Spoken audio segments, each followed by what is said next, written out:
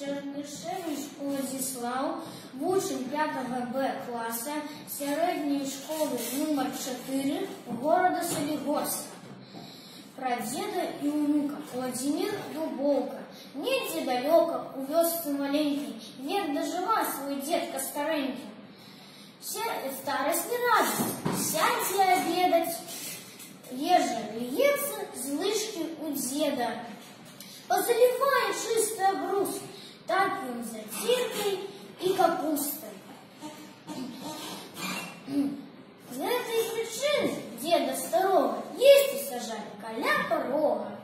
Там он и снедал, там и обедал, там он с внуком мел беседы. Дедал внучек, манит сыночек, ножик узявший, сел у куточек. Нешта складає, нешта майструє, будзе, напевно, цацка якая. Маці питає: любий синочок, що ж ти майструєш?